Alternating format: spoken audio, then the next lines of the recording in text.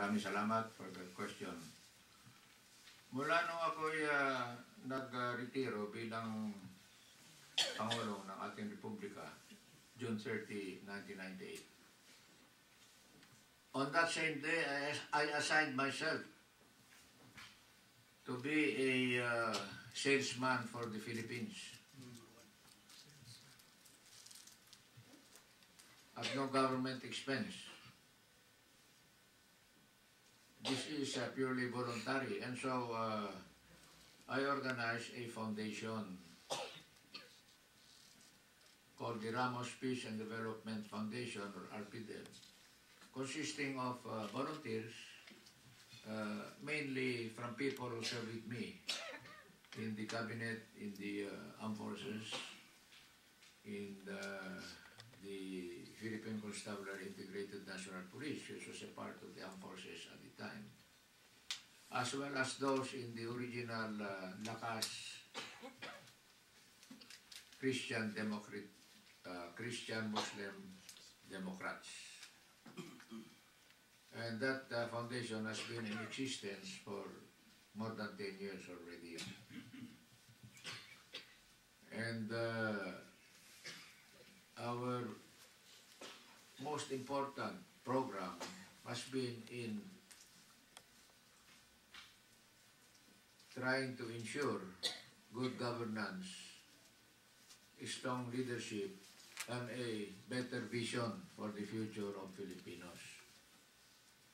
And we put out this newsletter like this every quarter. It's entitled, it's titled Visionary Towards a Good Life for Democratic Societies. And our motto is caring, sharing, daring. Very simple. Pangalan ng tatlong magagandang dalagang Pilipina po yan. Si Charing, si Karing, at saka si Daring. But it should lead to a better future for Filipinos. And in the course of those 10 years, we have published maybe 15 books for the purpose of leaving some good points about governance and about leadership. The latest of which was published only on May 3rd, 2 weeks ago, on the eve of the elections. And I was hoping some copies of that would reach here in the consulate during this occasion, and we are still checking the delivery of those books by FedEx. Because most of those are intended for the library of the Philippine Consulate here in San Francisco, and also a part to the City Library of San Francisco City. But as soon as they were published, we distributed these books free to public libraries in the Philippines, as well as universities and colleges. But before the publication, we were already continuously writing about good governance, about peace and development, about a sustainable environment, including the high quality of population that Filipinos should have. Instead of begging in the streets, the children should be in school, etc., etc. And so that's part of the unsolicited advice that we have put out to help our leaders and our government. In fact, my latest book is entitled USA. USA. But it's not about the United States of America. It is unsolicited advice. And one of the chapters is in this most recent publication of ours, dated May 2010. It is entitled Transition, Renewal, Reform, Transformation, 10 May Elections. Now, I also quoted in the next article, which was published today, Sunday in the Philippines, today in the Bulletin, get a fax of that now because it has just been put out in the streets now in the Philippines, which is the overall assessment, as I see it, of the elections. In general, the assessment has been favorable, and people were somehow uplifted by the relatively successful outcome of the elections with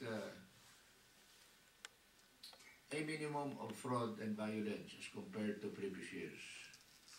Of course, we do not know all the results yet, so that is one defect of the automated system.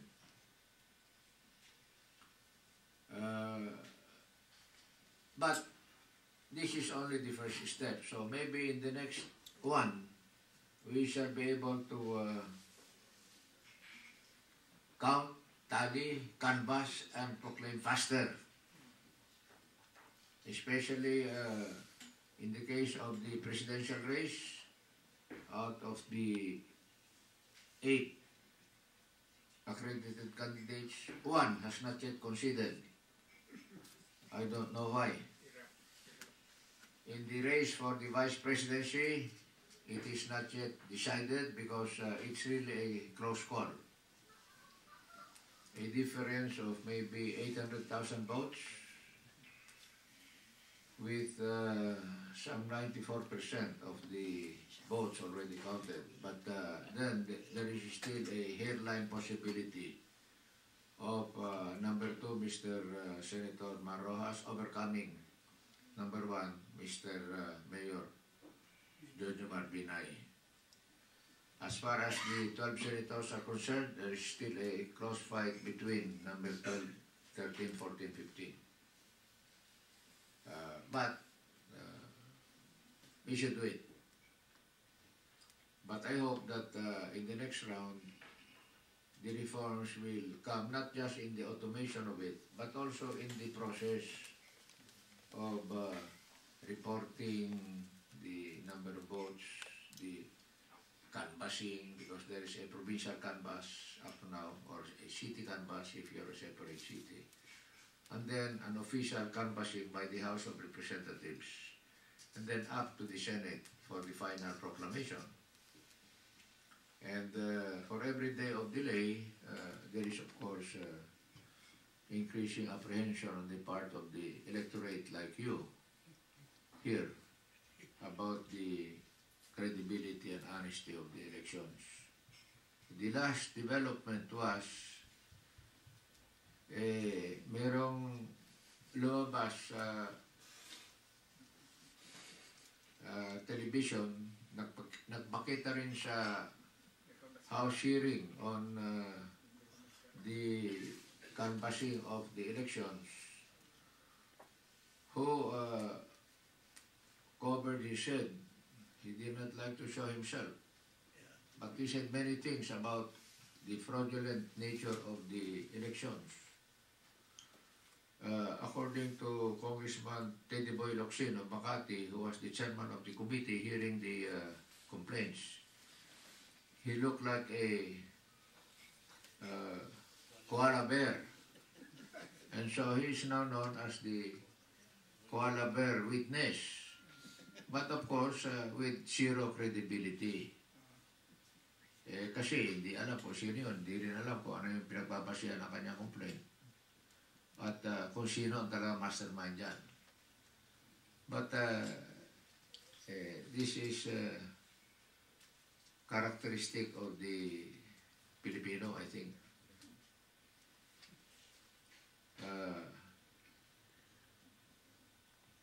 He may have won the elections, according to him, but he lost in the counting because somebody cheated him. But